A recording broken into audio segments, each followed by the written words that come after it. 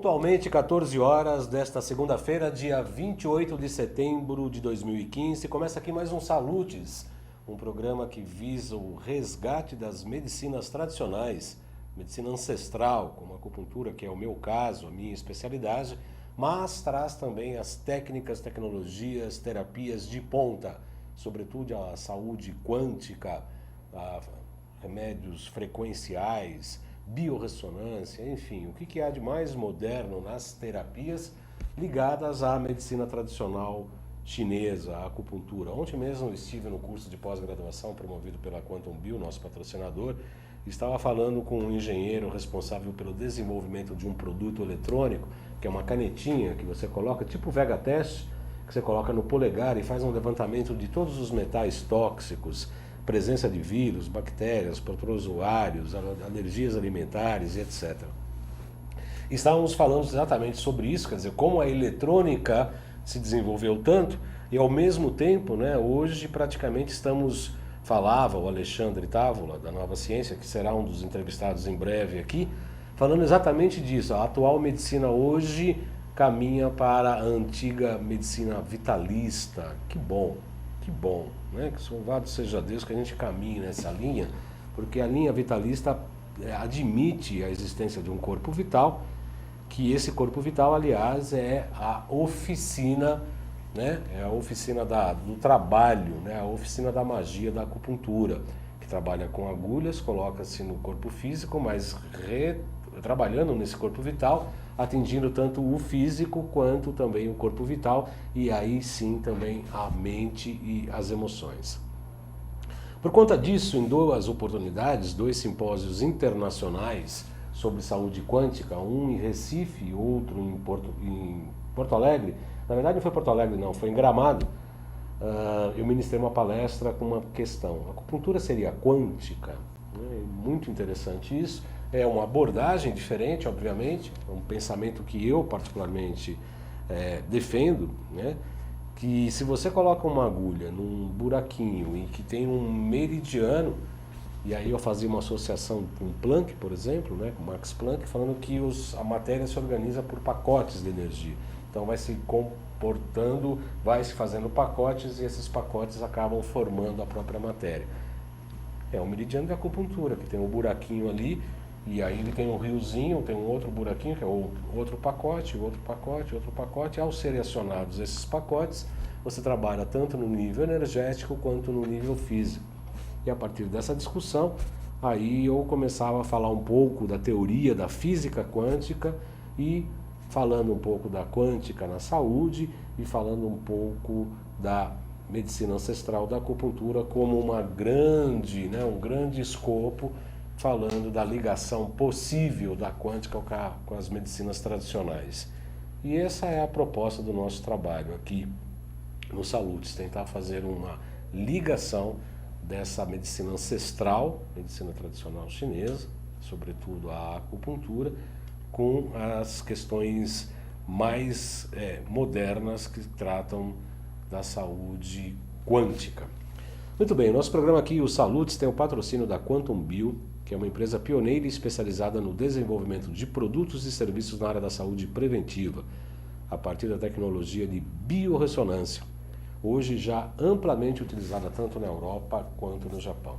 A Quantum Bio oferece para profissionais da saúde um método de avaliação, tratamento e acompanhamento terapêutico através de equipamentos, produtos e ciclos de capacitação em biorressonância.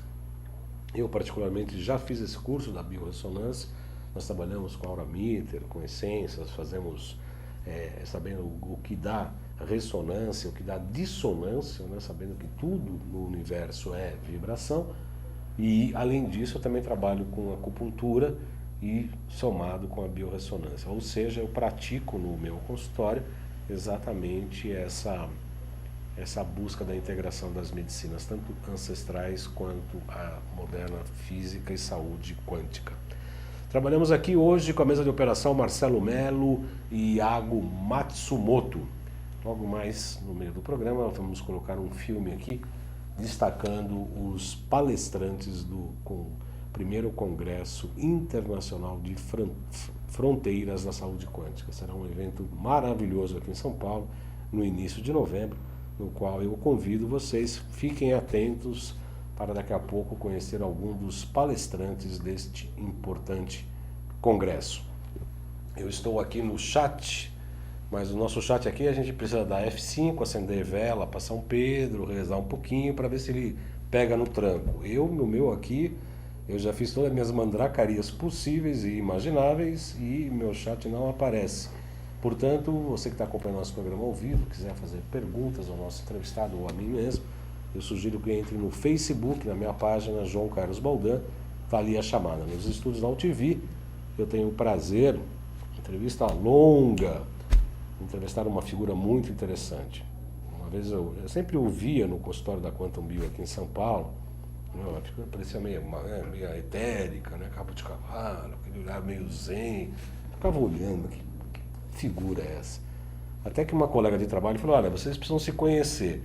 E esse precisam se conhecer se transformou em 3 horas de conversa. Felizmente os meus pacientes e os dele, naquela oportunidade, acabaram faltando e foram 3 horas de precisam se conhecer. Foi uma empatia muito bacana. Nesse mesmo dia ele deu uma palestra sobre o seu sistema de trabalho. Eu já fiquei para a palestra, em seguida já fiz o curso e de lá para cá temos mantido aí, felizmente, uma amizade de contato por e-mail, porque ele é uma pessoa muito ocupada, viaja pelo Brasil inteiro, dando cursos e palestras, no qual eu recomendo sim. Eu estou me referindo ao professor Sérgio Secato Filho, que criou o sistema da homeostase quântica informacional. Muito boa tarde, Sérgio Secato. É um prazer recebê-lo de verdade aqui finalmente, né, Sérgio? Boa tarde, Baldan. Eu que agradeço a oportunidade de estar aqui com vocês. Gratidão. Gratidão também, nossa, é um prazer recebê-lo aqui de verdade. O Sérgio, logo que eu fiz o curso, falei, não, preciso levá-lo ao meu programa, e faz tempo já faz uns 4, 5 meses já, né, Sérgio? Por aí. Bom, Sérgio, para começar, uma das coisas que Gislane Fidelis, meu professor querido, um forte abraço aqui de Campo Grande. Gratidão. Gratidão. Que legal. A Cláudia e Felizardo já estão curtindo o nosso trabalho, o Renato Rício, que é médico, colega muito interessante, e o Marcos Vinícius Vasconcelos, sejam muito bem-vindos, obrigado aí pela participação. Gislaine, obrigado pela sua participação, conto com a sua participação no programa, inclusive. Uma das coisas que me chamou muito a atenção na primeira palestra pública, ali deviam ter umas 60 pessoas, aí o Sérgio, não, eu comecei a desenvolver isso, tal, não sei o quê, quando eu tive 3 tentativas de suicídio, e eu falei, como é que uma pessoa chega assim com esse despojamento, falando das suas vísceras, de uma maneira tão simples e transparente? Né, para um público absolutamente em geral, ali tinha de tudo, as pessoas e tal, desconhecidos e tal. Aquilo me chamou muito a atenção. Eu queria saber um pouco disso, como é que foi a tua história? Você era um empresário, estava casado, tinha uma empresa, de repente veio o Saturno ali e removeu tudo, é isso? Como bom leonino é teimoso, né? Teimoso, então né? tem que perder tudo para começar de novo, na verdade, né? Para entender e corrigir o caminho. Foram 2 anos e meio de depressão, eu fazia tratamentos, né, convencionais. Alopáticos, tomando Alopáticos, perfeito, tomando os tarja preta e assim por diante. E depois de 2 anos e meio, 3 tentativas de suicídio nesse período todo, até que eu aprendi a visão informacional, ajustei minha consciência e graças a Deus são 12 anos, né, sem adoecer. Sem remédios? Sem nada, nada. Porque o nosso trabalho hoje é feito tudo através da consciência. Claro que sempre integramos os processos, né? Até que as pessoas aprendam esse processo de autocontrole, de autossuficiência. Mas na minha pesquisa, sempre tudo feito através da consciência, sem inserir nenhuma informação externa. Como é que foi, Sérgio, essa sua chegada, essa descoberta desse sistema que é aparentemente simples, mas muito profundo, muito verticalizado, que iremos explicar no andamento aqui do nosso programa? Mas como é que foi isso? Você teve, eu não diria uma iluminação, mas você teve certamente uma vivência, certamente um processo para poder chegar no âmago, né, na semente de mostarda do teu trabalho, não é isso? Na verdade, ele vem de uma técnica anterior. né, eu aprendi uma técnica chamada ATPP, que significa Abordagem, Transformação e Programação do Pré-Consciente. E essa técnica me ensinava o seguinte, que a minha alma cuida do meu emocional. Então ela dizia assim, fale com a sua alma que ela altera o seu emocional. Dentro de uma visão totalmente filosófica e religiosa, né, linkando o elemento alma com o seu emocional. E aí, testando, eu estava em busca da minha depressão suicida, né, pratiquei isso que eu aprendi de forma muito simples, joguei meus remédios fora por escolha própria e nunca mais adoeci.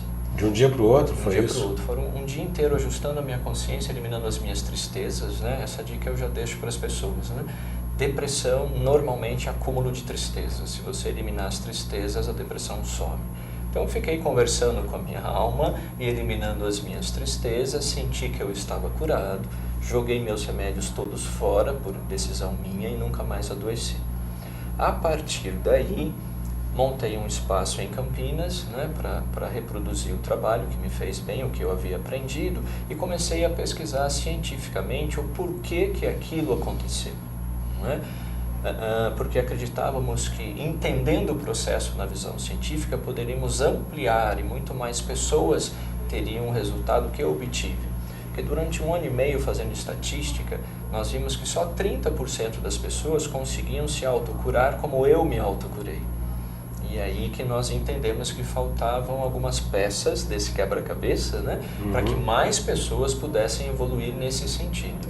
A efetividade desses 30%, Sérgio, seria por conta da crença no processo, no exercício do processo, no exercício da repetição, falta de vontade mesmo, ou faltava algum ingrediente que você acabou pesquisando? Na verdade, dois motivos, ou 2 causas principais. Primeiro era o link da técnica com a religião. Isso limitava muitas pessoas, né? Porque ela está muito embasada, o ATPP, no catolicismo. Então, pessoas de outras religiões normalmente criavam certas resistências. Então, só aí bloqueava o processo, porque ela não praticava, e não praticando não tem resultado. Essa foi uma descoberta. A segunda descoberta foi que nem sempre as causas são puramente emocionais, ou somente emocionais. E o ATPP está focado só nas informações emocionais. Então, se a doença é causada apenas por informações emocionais, ele vai ser eficaz.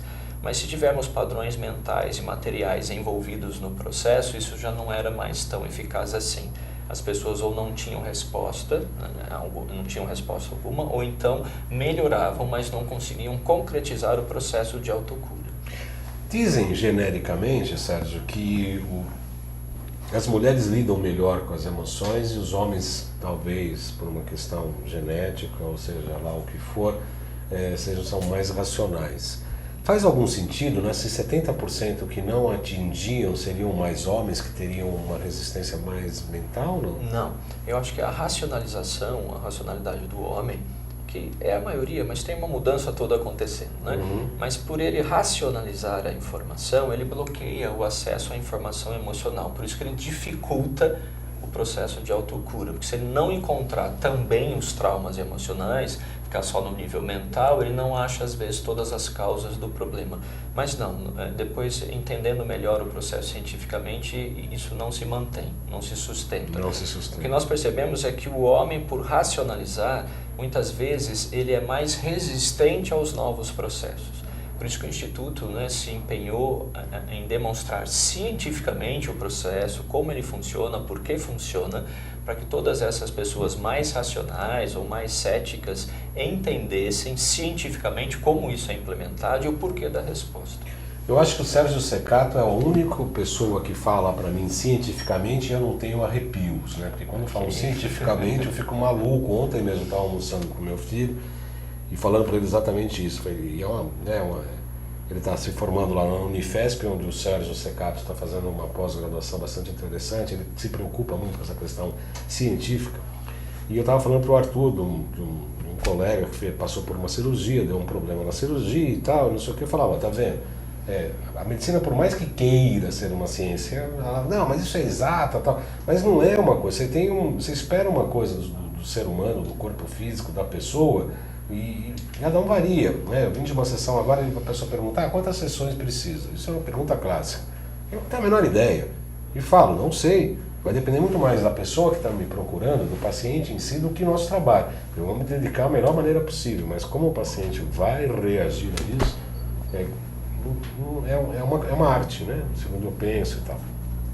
E o Sérgio tem esse grande valor de falar cientificamente, porque ele está fazendo um grande trabalho na Unifesp, na Universidade Federal de São Paulo, que eu prefiro chamar de Escola Paulista de Medicina, e inclusive para certificar até a linha terapêutica sob o ponto de vista de eletroencefalograma, eletrocardiograma, não é isso, Sérgio? Fala um pouco desse trabalho na Unifesp, por favor. Na verdade, só esclarecendo, o trabalho nosso está sendo feito atualmente na Unifesp. Né? Eu tenho um processo de pós-graduação que eu fiz na Unifesp, que ainda não finalizei, mas nosso artigo científico vai ser publicado esse ano ainda pela revista Kairos da PUC São Paulo. E nós estamos em busca, o Instituto está em busca de uma universidade que se abra para fazer um trabalho específico de pesquisa com homeostase quântica. Né? Isso no pós-operatório, enfim, aí vai fechar verdade, o ciclo de acordo com a pesquisa. Várias frentes diferentes. Então nós estamos em busca de uma universidade federal que se abra para fazer pesquisa voltada para isso, para que nós possamos colocar dentro da academia todos os estudos que hoje fazemos no Instituto. Né? Isso ainda é um fator de resistência, porque, na verdade, assim, expondo de uma forma bem clara, a homeostase quântica, ela promove duas quebras de paradigma, na verdade. O primeiro paradigma é o que os cientistas começam a discutir cada vez mais, que diz que tudo o que existe é pura informação.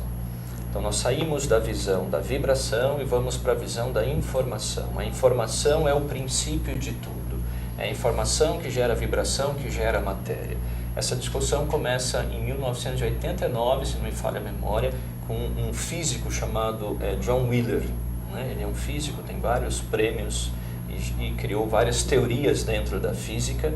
Uma dessas teorias é chamada It from Bit, onde ele começa a afirmar e demonstrar que a existência, a matéria, vem da informação. E aí começa toda uma nova discussão. Isso ainda é uma quebra de paradigma que gera resistências, né? Nós não temos muito espaço e apoio para pesquisar de forma mais rápida sobre isso. A segunda quebra de paradigma que a homeostase coloca é a possibilidade da eliminação da informação.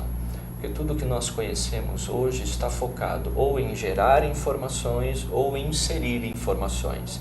De diversas formas, né? Ou através da própria consciência, pensando positivo, focando na solução, isso é uma forma de você gerar informações, ou através da inserção da informação, tomando um remédio, recebendo uma energia, assim por diante. Então, aqui é uma segunda quebra de paradigma, que é a possibilidade da eliminação da informação. A homeostase entra exatamente com essa metodologia, mostrando que é possível, sim, você eliminar a informação que gerou o desequilíbrio. Isso pode ser integrado com todos os outros movimentos, técnicas, medicinas, onde o foco é a inserção da informação. Teria uma ordem cronológica, ou melhor dizendo, seria melhor limpar o terreno antes de construir a casa, tirar a plantação antiga antes de remover a terra e criar um novo tipo de plantação? Isso vai sempre depender do estado da pessoa. Se o processo é um processo grave, muitas vezes vale a pena você inserir para bloquear o efeito, enquanto você busca a causa do desequilíbrio, da desarmonia, né? Da não homeostasia. Então você vai integrar os dois processos. Se o processo não é um processo grave e urgente, podemos nos deter só na retirada das causas até observar a eliminação do efeito. Depende. E para esperar nesse momento para depois inserir um outro código, uma outra informação? Na verdade, quando você elimina, você não precisa inserir mais nada. Eu posso inserir informações para construir uma nova realidade, ou seja, para colapsar uma nova possibilidade, né? Fazer com que aquela possibilidade que ela vire realidade, que seria o colapso da função de onda. Então eu vou inserir informações para aumentar a probabilidade do que eu queira vivenciar. Mas sem eliminar as causas que constroem a outra realidade, eu fico oscilando. Então podemos fazer os dois movimentos simultaneamente ou simplesmente eliminar as informações até que a outra realidade se manifeste. Né? Então aí sempre vai depender da situação. Então se eu pegar um depressivo em crise, Não adianta perguntar para ele quais são os traumas, os momentos difíceis, ele está em crise. Então nós vamos ter que inserir uma informação positiva para que ele saia da crise. E aí sim temos tempo e condições de pesquisar o porquê ele manifesta aquele sintoma e ali sim eliminar as causas. Quer dizer, é uma linha terapêutica, já uma orientação nesse sentido, né? Fala eu que assisti a sua palestra e fiz o seu curso, quantas pessoas você já formou e em quanto tempo de existência do Instituto, Sérgio? Eu não sei te dar esse número exato em quantidade total. Eu sei que a nossa média nos últimos 3 anos são em torno de 1.500 novos alunos por ano. Eu não tenho esse número tão apurado. Eu trabalho há 8 anos pesquisando sobre homeostase quântica. Nesses últimos 3 anos intensificou muito o processo. Hoje nós já atuamos em equipe em 91 cidades no Brasil e mais 7 países via internet por enquanto. Né? Quais são os países? Japão, Inglaterra, Estados Unidos, França, Itália, Brasil. França, Itália, Japão, França, Alemanha não. Alemanha não, ainda não. Está faltando os Estados Unidos. Temos 3 cidades nos Estados Unidos. Mas são com brasileiros que estão lá? Ou são... Alguns sim, alguns não. Porque os brasileiros que trataram conosco já indicaram outras pessoas. Faltam só, acho que Espanha, se não me falha a memória, acho que eu esqueci de falar. Não, Espanha você não havia falado, não. Se não me falha a memória, Espanha. Isso. Portugal? São 8 no total. Portugal, começa agora o trabalho a partir de janeiro. Nosso próximo, talvez presencialmente já. Não sabemos ainda, estamos organizando isso, né? Se vai ser tudo feito via internet, via online e os cursos também em tempo real online ou se nós vamos trabalhar de forma presencial. Bom, de qualquer maneira é um grande avanço, um número bastante expressivo de uma metodologia que realmente modifica estruturalmente. Eu sou testemunha, eu mesmo auto-apliquei. Sábado passado, retrasado, a gente fez um seminário sobre a EFT, eu comentei sobre a terapia, inclusive da homeostase quântica informacional. Costumo trabalhar direto comigo e eventualmente com alguns pacientes, não com a terapia em si, mas tem casos assim muito interessantes, viu, Sérgio? Eu me permito relatar de um paciente, obviamente que não identificando, mas ele tinha hipertensão durante 20 anos, tomava uma medicação, depois parou, trocou por outra, aí também não estava fazendo efeito, ele retomou a primeira medicação. Não baixava a pressão arterial de jeito nenhum. A gente começou a fazer a terapia, a acupuntura baixou um pouco, aí eu comecei a dar uns comandos para ele, porque era um senhor já de idade e tal, e eu tinha muita afeição por ele parecia muito um avô paterno, né? E aí eu comecei a falar, olha, mas por que acontece isso? Porque, bom, depois de várias pesquisas e tal, a anamnese que a gente faz, né? E aí eu percebi que ele fazia coisas demais para ser querido. Aí eu comecei a inserir aqueles comandos, né? Que a gente vai falar, podemos falar um pouco, né? Mais para frente. Claro. E comecei a inserir alguns comandos e tal, e o que aconteceu? Ele deixou de vir à consulta. Porque o auto-boicote, a auto-sabotagem, né? O eu-sabotador dele, muito maior, né? Ele começou a deixar de vir, ele ligava, olha, eu tenho que fazer tal coisa, eu vou ter que arrumar o telhado, eu vou ter que cuidar da minha neta, e vai tomar remédio. Acontece isso. Provavelmente ele não estava pronto ainda para esse processo, né? Que mexer nas feridas, mexer nos traumas armazenados não é agradável para ninguém.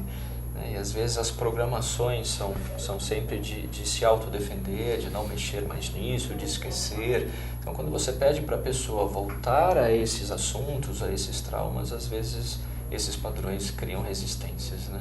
E a pessoa não consegue dar o salto. Não, normalmente a ideia é muda o tema, cuida de outras feridas que não impactem tanto, né, nesse processo de defesa, para depois voltar e trabalhar esses pontos mais sensíveis. Na visão informacional, os traumas da hipertensão, na verdade do circulatório, para nós são traumas nos relacionamentos fechados, aqueles relacionamentos onde os vínculos são muito fortes, né, e a troca feita entre desse relacionamento não está em equilíbrio, houve um desajuste, né? Então eu, meu pai, eu, minha mãe, eu, esposa, eu, namorada, eu, melhor amigo, vínculos fortes, onde a troca no relacionamento não estava em equilíbrio, não foi foi feita de forma adequada. Isso gera traumas e normalmente para nós afeta o sistema circulatório. Uhum. Eu tenho tenho assistido algumas aulas da Quantum Bio no curso de pós-graduação. Eu não sou aluno esse ano, vou fazer o próximo ano, mas esse ano aqui eu vou assistir algumas aulas para entrar em contato com alguns médicos que estão fazendo o curso. E para mim lá é uma fonte de pesquisa e trabalho bastante interessante. E temos visto todo o avanço da medicina quântica no mundo inteiro, inclusive da biofotônica, que é algo maravilhoso que está surgindo, e que as 100 bilhões de células se comunicam nas 100 milhões de atividades por segundo, umas com as outras, por intermédio de luz, né? Por uma emissão de fóton em baixa frequência, em baixíssima frequência e tal, considerada como fóton e tal. E em todos eles eu vejo, né, todas as explicações dos aparelhos, das técnicas, da questão da física quântica, da colapsação, etc. Todos eles se referem à medicina tradicional chinesa. Os meridianos da acupuntura, os diagnósticos, as imagens, tal, a acupuntura e a acupuntura. Eu pude ver no seu curso também que há uma identificação da homeostase da informação com uma certa interpretação orgânica dos 5 elementos e da medicina tradicional chinesa. Poderia falar algo sobre isso? Posso, claro que posso. Na verdade, nós tentamos sempre integrar todo o conhecimento já existente, né, com essa nova visão, chamada visão informacional. Então, a medicina tradicional chinesa já traz todo um estudo feito em relação aos sentimentos, né, e emoções e os órgãos atingidos. E aí nós pegamos toda esta informação e tentamos evoluir um pouquinho mais. Então, por exemplo, sabemos que rim, pela medicina tradicional chinesa, seria um órgão afetado por medo. Mas aí evoluindo isso, integrando com a anatomofisiologia, começamos a achar, porque o Instituto busca entender quais são os fatos então que geraram esses medos. Se eu encontro o fato, eu consigo eliminar o medo, eliminei a causa, o rim volta ao normal. E aí, integrando todo o estudo da anatomofisiologia com a medicina tradicional chinesa, nós começamos a perceber e testar cada vez mais o foco de pesquisa nos fatos. Então, como é que nós trabalharíamos isso? Ok, medos, mas medos vindo de traumas, de informações do relacionamento fechado que a pessoa não quer deixar sair. Esse é o foco de pesquisa para nós. Então, por exemplo, um vínculo de relacionamento fechado que está tendendo a quebrar. A pessoa não quer quebrar este vínculo.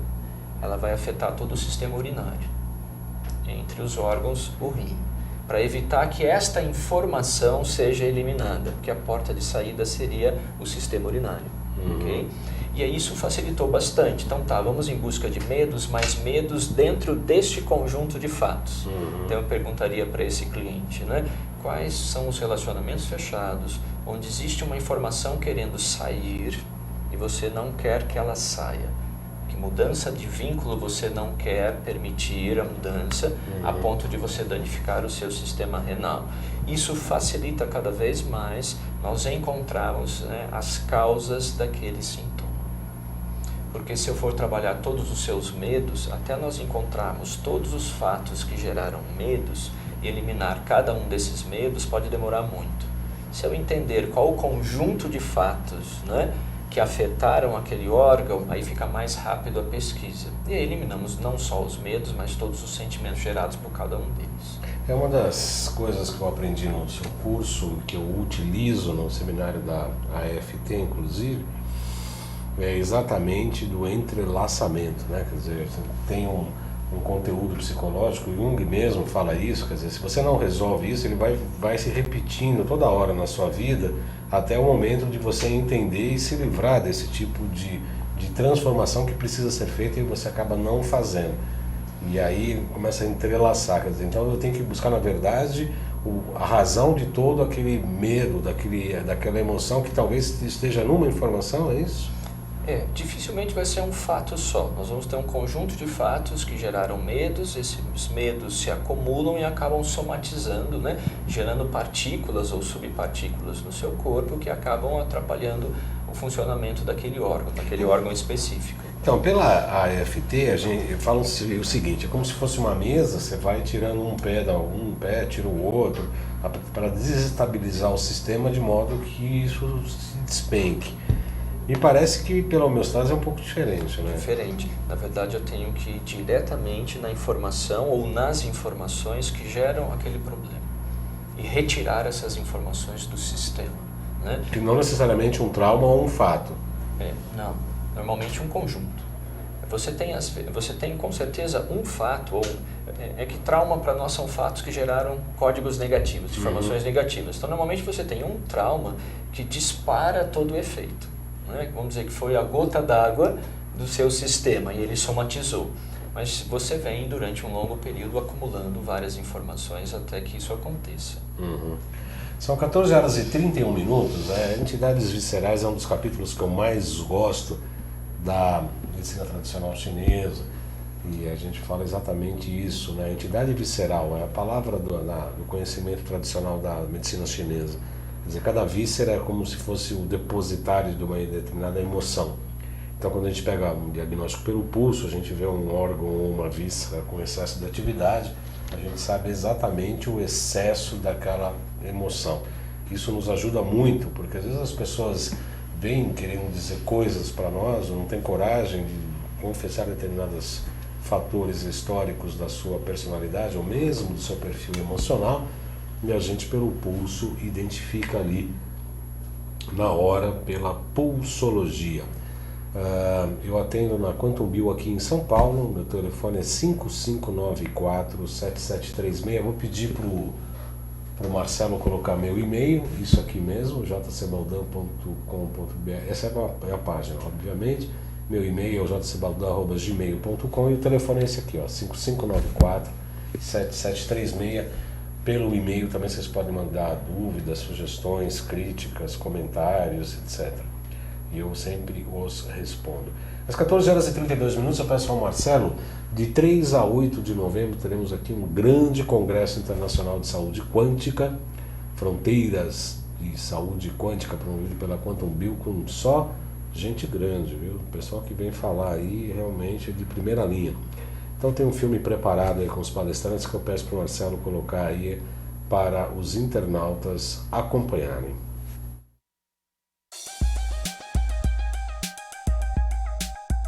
A nova Fronteira da Saúde será apresentada de 5 a 8 de novembro.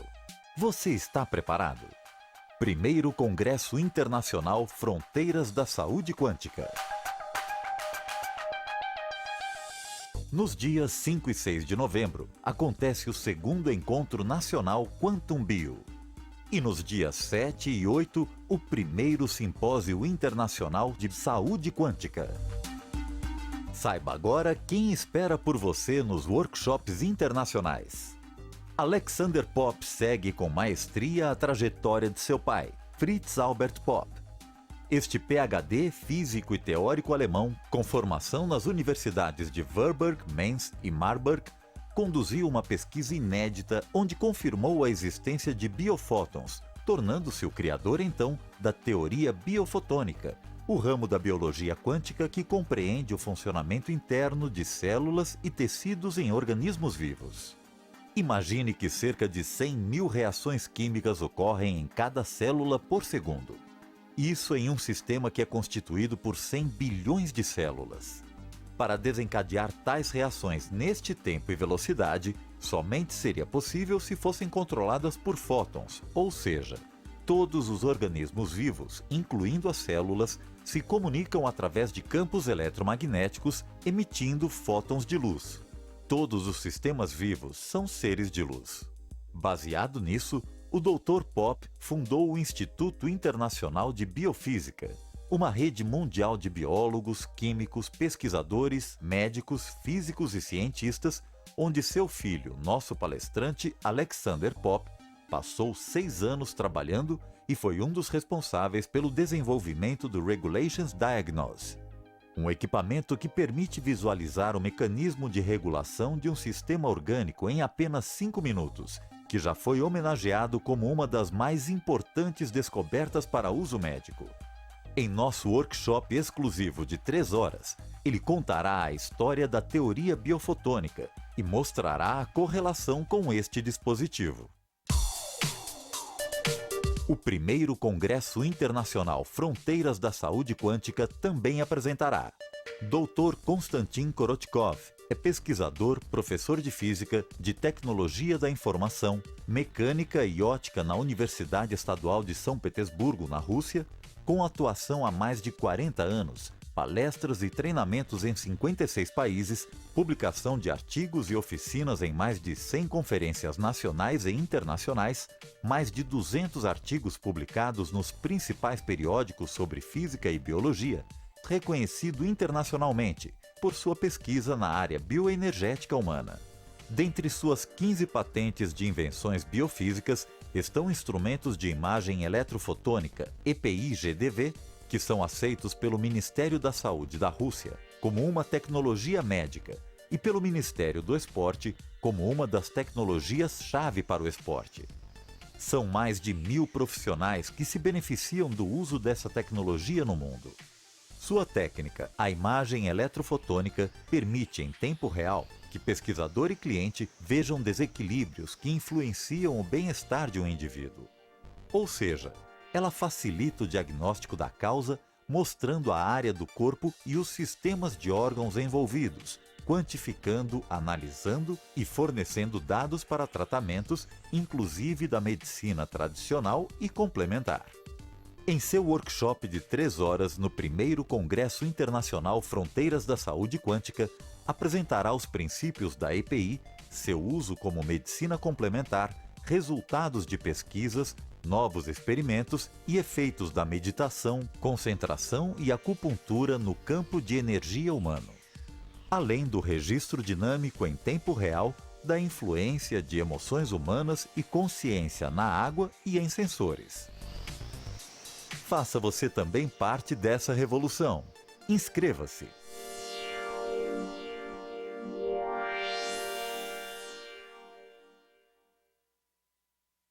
Às 14h37, eu realmente recomendo ser da área da saúde, você quer ter informações em relação à saúde quântica, as fronteiras da saúde quântica, o que está acontecendo de mais moderno na área da saúde quântica, realmente inscreva-se no congresso, estaremos lá, obviamente participando, estava acertando detalhes, provavelmente eu vou fazer algumas entrevistas lá, fazer uma cobertura, realmente vai ser um grande evento internacional, com muita informação em diversas áreas, vão ter terapeutas trabalhando, vai ter muita coisa bacana. Cordeiro Colchões Magnéticos, Terezinha Borges, Maria da Consolação Cerqueira, tem mais 9 pessoas aqui, o Dr. Renato Rício, Fátima Braz, Andréia Rodrigues, Mavi Souza, Cláudio Felizardo, a própria Zilânia Fidelis está até respondendo aos ouvintes aí. A Maria da Graça perguntou quando, mas é agora. A Zilânia falou, é agora.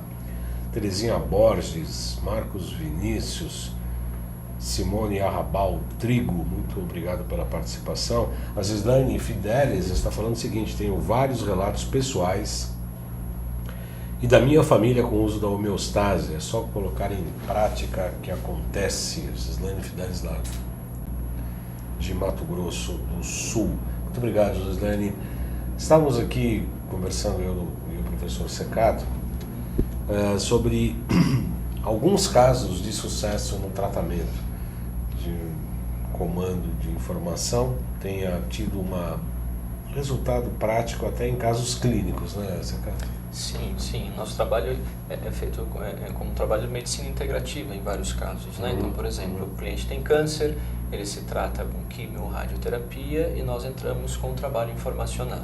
Nessa integração, nosso objetivo é eliminar os efeitos colaterais da quimio-radioterapia e achar as causas informacionais do câncer. E aí você tem resultados totalmente diferentes, né? Então a expectativa seria X e o resultado se desenvolve de uma forma diferente. E aí vários relatos, temos casos, por exemplo, documentados de reversão de lesão na medula, temos casos documentados de eliminação de pólipo nas cordas vocais sem ter feito cirurgia, hérnias de disco que sumiram e cancelaram cirurgia depois de um trabalho informacional. Por isso que nós nos preocupamos e incentivamos e tentamos cada vez mais levar todo esse estudo para dentro das academias. Eles entenderem a importância da integração da visão informacional com as visões mais tradicionais. Agora, quando há esse tipo de lesão física, né, como uma hérnia, por exemplo, que é um prolapso ali que existe entre uma vértebra e outra por uma questão até que mecânica. Imaginar que a pessoa caiu e teve um processo de amassamento de vértebra da própria medula, enfim, teve um prolapso e tal. Okay. Obviamente que tem uma coisa física, mecânica ali, né? Nesse caso, se trabalha com a questão do possíveis traumas específicos ou se trabalha de uma maneira mais genérica para isso? Vou colocar só um conceito para poder responder. Claro. Na visão informacional, a causação é chamada sempre de descendente.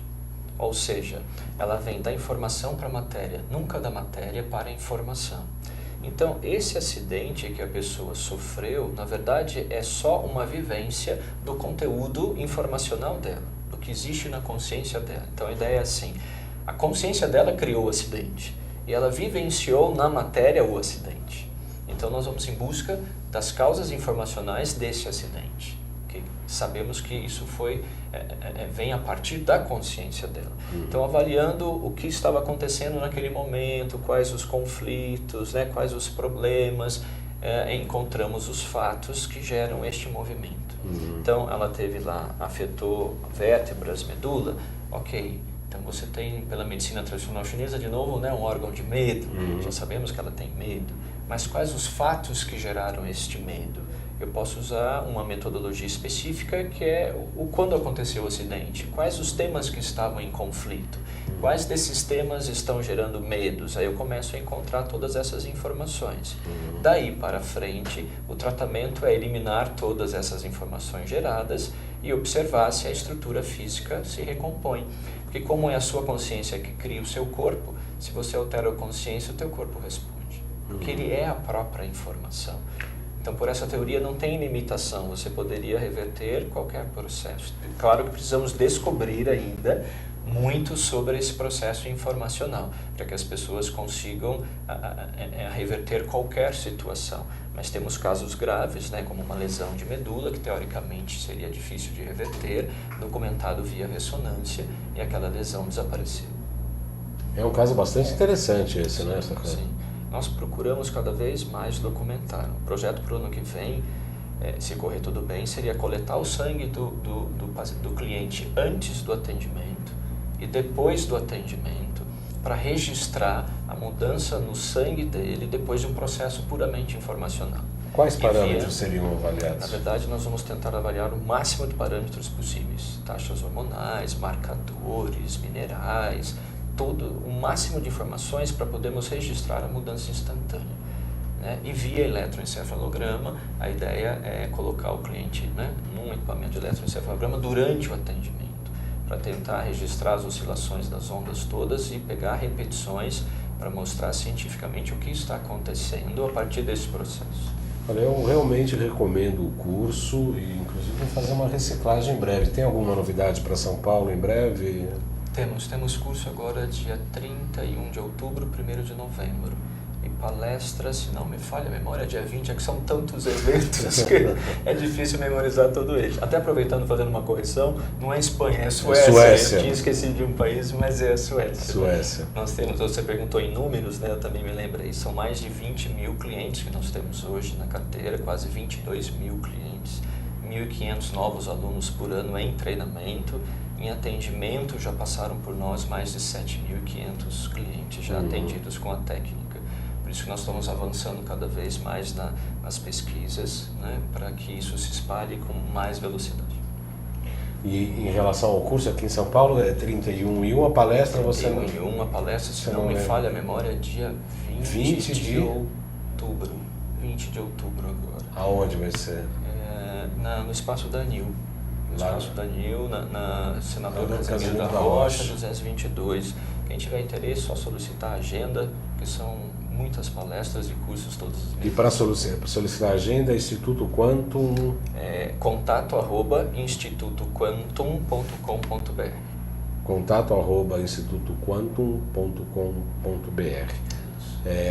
Eu provavelmente vou fazer a reciclagem sim, já vou indicar algumas pessoas. Realmente eu tive boas experiências. Na verdade como eu digo, né, sempre brincando lá nas minhas chamadas do curso da FT, é pra gente grande, né? Quando eu falo assim, gente grande no sentido de tem que mexer, né? Tem. Isso não, como já disse, não é confortável, né?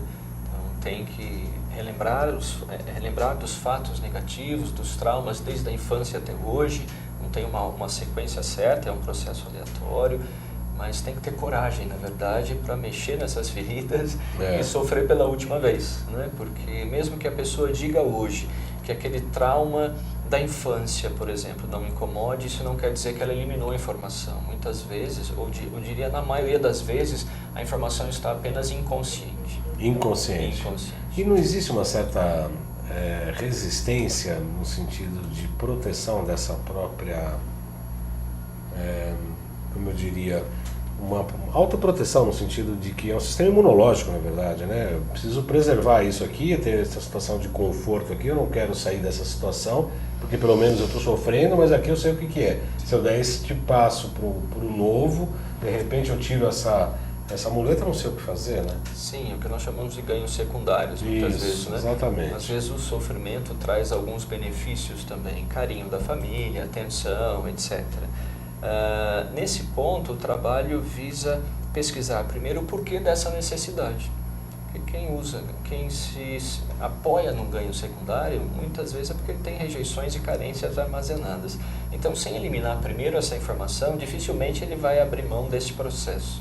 O primeiro se diz rejeições e carências, é isso? Assim, porque ele está compensando com isso que ele ganha de forma secundária. Então, se eu elimino, é como, por exemplo, na questão da compulsão por drogas, né? Ou qualquer outro tipo de compulsão. Se eu eliminar rejeição, desaprovação, carência e medo, ele não tem mais necessidade das drogas. Então, mesmo que ele tenha um ganho secundário por causa das drogas, porque ele recebeu mais atenção da família, se ele eliminar essas informações, ele não precisa mais disso. Então, naturalmente, aí ele consegue implementar todo o restante. Eu estava pensando exatamente isso, quando ocorreu aqui um transmento de pensação. Ok. Exatamente sobre as drogas, mas também tem outros vícios, e tem vícios de bebidas e sexo. É sempre a compulsão, os vícios está sempre nesse sentido de carência, rejeição e desaprovação. Desaprovação. Para nós, na visão informacional, a base, as informações que geram todas as compulsões são rejeições, desaprovações e carências. A informação a mais é que determina o tipo de compulsão. Então, o que nós observamos? Drogas, normalmente rejeição, desaprovação, carência e medo. Bebidas, rejeição, desaprovação, carência e raiva. Ele troca o tipo de compulsão. Se ele acumular muita tristeza, mais rejeição, desaprovação e carência, normalmente vai para o cigarro e assim por diante. Se acumula muita preocupação, mais as outras três vai para a comida, para o alimento e assim por diante. Nós estamos observando cada vez mais qual é a informação que determina, além dessas três, o tipo de compulsão. Adri Oliver fez uma pergunta aqui que eu acho difícil de responder. Enfim, é a minha opinião. Exatamente. Os ganhos secundários. Como mostrar isso para uma pessoa para que ela entenda que precisa de tratamento? É difícil mostrar para uma pessoa que precisa de tratamento. Primeiro, precisa saber se ela realmente precisa ou se é uma visão sua, antes de mais nada. Sim. Segundo, né, depende, só isso, a pessoa não... Segundo eu entendo, o Sérgio vai falar obviamente o que ele acha, mas segundo eu entendo, você não dá para achar que você vai colocar que uma pessoa precisa de tratamento, sobretudo por causa de ganho secundário. Eu acho muito difícil, né, Sérgio? Supondo que o problema seja da pessoa mesmo e não de um terceiro, o primeiro passo para nós é descobrir se realmente ela quer mudar isso. Porque se ela não quiser mudar, na visão informacional, eu emito um comando quântico, ele com certeza elimina instantaneamente a informação. Mas quando a pessoa não quer, ela dá uma contra-ordem, a consciência dela reconstrói a informação que foi eliminada. Então, por uma fração de segundo ela vai se autocurar, numa outra fração de segundo ela adoece novamente, né?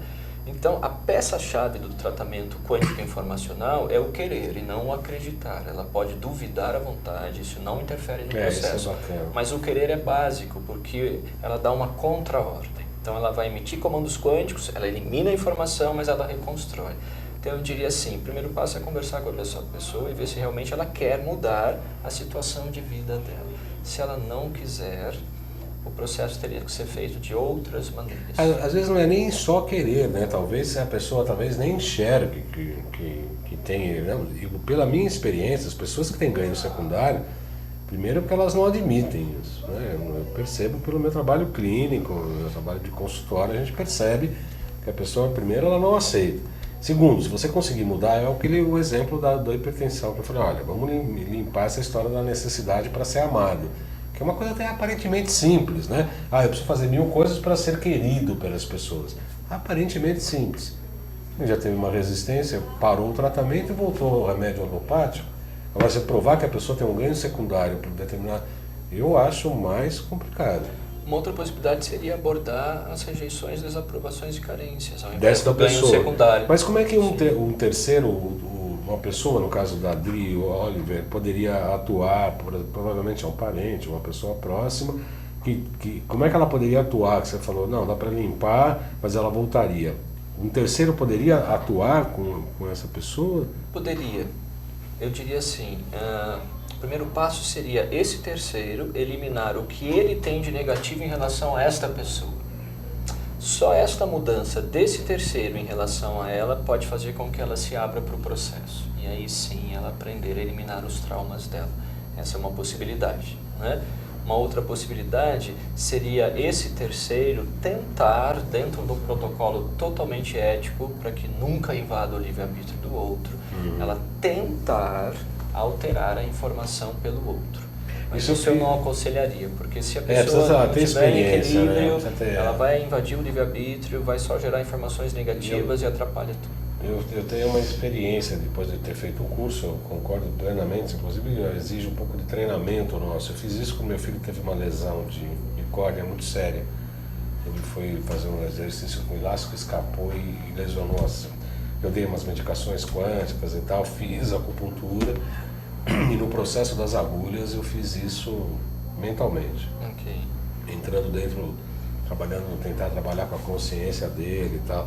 No sentido, eu achei isso que era uma necessidade, mas é algo bem grave, né? Porque tem uma série de coisas que devem ser consideradas. Sim. Em 2 minutos, Sérgio, por favor, porque eu quero que você termine com 5 minutos que nós ainda temos, com alguns comandos para o nosso intervalo, para o nosso final do nosso programa. A Cláudia se pergunta, compulsão por chocolate, em que grau se encaixa? De novo, rejeição, desaprovação, carência e ansiedade. Esses 4 códigos, provavelmente ela está compensando com o chocolate. Porque as compulsões, na verdade, são busca por prazer. Para ela, a fonte de prazer é o chocolate.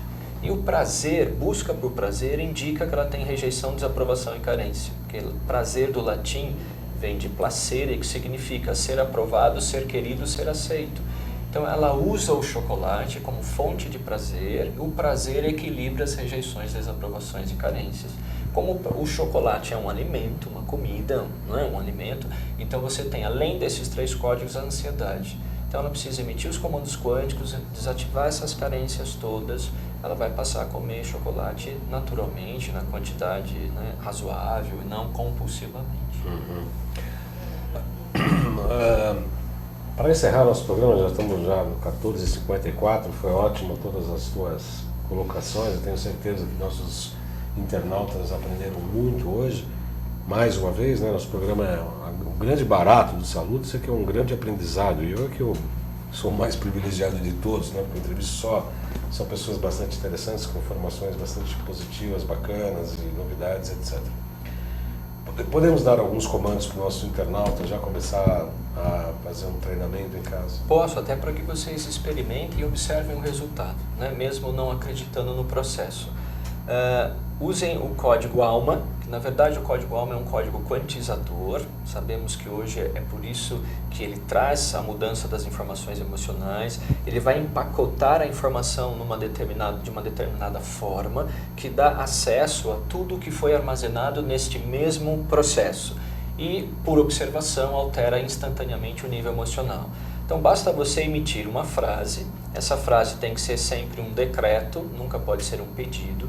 E você deve acrescentar nessa frase esse código quantizador, a palavrinha alma, independentemente do conceito que você atribua a ela.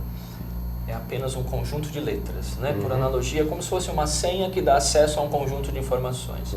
Então, o processo é lembrar dos traumas vivenciados e emitir decretos usando essa palavra-chave, esse código quantizador. Então, um exemplo. Vamos supor que você sofre pela morte da sua avó, né? Fulana. Eu vou perguntar para você assim, Baldão, o que você sentiu por causa da morte dela? Sérgio, eu sinto muita tristeza e me sinto abandonado. De repente a sua avó era, né, o seu porto seguro e gerou esse tipo de sentimento. Ok, vamos construir a frase. Código alma, tristezas que senti por causa da morte da avó fulana acabaram. Código alma, abandono que senti pela morte da avó fulana acabaram. Pronto, uma vez na vida, sem repetição, observe novamente a sua avó, a morte da sua avó e veja se parou de incomodar. O que chama atenção é que é uma vez na vida, quando você é específico, não é aquela coisa de ficar repetindo. Porque você ficar repetindo também não é bom, né, Sérgio? Porque na verdade você fica retroalimentando também, né? Na verdade, o fato de você repetir já indica que não eliminou a informação. No nível emocional, como a probabilidade é 1 para 1, eu tenho uma informação gerando uma sensação ou um sentimento, então é uma vez só. Você eliminou a informação, consequentemente elimina aquele sentimento. Dá para falar sobre as questões mentais? Os padrões mentais... Mais 5 ou acabou? Ok. Dá para falar um pouquinho sobre os padrões mentais. O código é um outro código, porque ele vai gerar um outro tamanho de pacote informacional. O código mais utilizado é o código espírito. Ele dá acesso a todos os seus padrões mentais. Crenças, condicionamentos, hereditariedades e padrões de pensamento. Então, troca-se o código, altera-se o tamanho da quantização, acessa-se um conjunto diferente. Na verdade, são 9 códigos, mas os dois principais, para a grande maioria, para 99,7% das pessoas pesquisadas, em 2.500 casos, responderam principalmente a esses 2 códigos. Então, eu posso emitir um comando assim, né? Código espírito, condicionamento de pensar na crise do Brasil acabou. Aliás, então, crença que o Brasil está em crise acabou. No padrão mental, como você tem várias informações, você tem repetição de registro da informação, nesse caso é uma vez ao dia, não de forma repetitiva constante, apenas uma vez ao dia, eliminando a probabilidade da possibilidade. Eu estou lendo recentemente, relendo na verdade, O Poder do Agora, e ele fala muito dessa história dos mecanismos autômatos, né, ou automáticos da mente que acabam tomando conta e você fica praticamente um funcionário, né, você fica subjugado a um padrão mental que foi criado ao longo do tempo e que acabou tendo uma energia tal que hoje a gente acha que é um padrão de um monte de informações que pensamos ao mesmo tempo. Como é que a homeostase quântica pode ajudar nesse caso? Se você eliminar todas essas informações, você se desprende desse movimento, né? Então, enquanto todos observam a crise, se você não observar a crise, eliminando todas as informações que fazem você observar a crise, você vivencia um mundo totalmente diferente. Aliás, outro dia eu coloquei até no Facebook, a minha empresa não reconhece crise nenhuma, né? Porque é exatamente isso, né? Você fica só a crise, você fica retroalimentando esse grande monstro que é a crise. Perfeito. Então, dia 31 do 10 e 1 de novembro, treinamento aqui em São Paulo, lá na NIO, lá na Quantum Bill, que na verdade é onde eu atendo também, lá na Avenida Senador Casimiro da Rocha, 222, entre a estação Santa Cruz e Praça da Árvore do metrô, um curso então de homeostase quântica informacional, no qual, como eu disse, eu recomendo. Se estiver aqui em São Paulo, eu recomendo. É realmente um curso fluxo bastante interessante. E a palestra no dia 20, então, no próximo mês, 20 de outubro. No mesmo local também, No né? mesmo local. No mesmo local. Informações, então, tem institutoquantum.com.br, é o site, institutoquantum.com.br. Ou por e-mail. E-mail, contato. @institutoquantum.com.br. É isso. Agradeço muito, Sérgio, a sua vinda. O Sérgio veio de Campinas especialmente para dar entrevista para a gente. Eu agradeço muito. É uma pequena viagem, mas é uma viagem. 100 quilômetros de Anhanguera, aí, 100 quilômetros de qual a outra? É a Bandeirantes. Bandeirantes. Bandeirantes. De qualquer maneira, são 100 quilômetros. Ele veio especialmente para estar presente aqui no nosso programa. Eu agradeço. Eu acho que realmente aprendemos muita coisa. Esse filme estará disponível, essa gravação, esse arquivo no YouTube, para as pessoas que tiverem interesse, tiverem informações, escrevam para mim ou para o Sérgio. Na medida do possível, estaremos respondendo a todos. Eu agradeço a participação de todos, a audiência, e conto com você na próxima segunda, desejando a todos uma excelente semana e até a próxima segunda às 14 horas ao vivo aqui pelo site da AltV, www.altv.com.br. Na sexta-feira, 9 horas, na Rádio Trianon, estamos apresentando os salutos ali de uma maneira radiofônica, meia hora de programa, um pouco diferente do que é aqui na TV, mas Rádio Trianon, sexta-feira às 9 da manhã. Boa semana a todos e até a próxima segunda.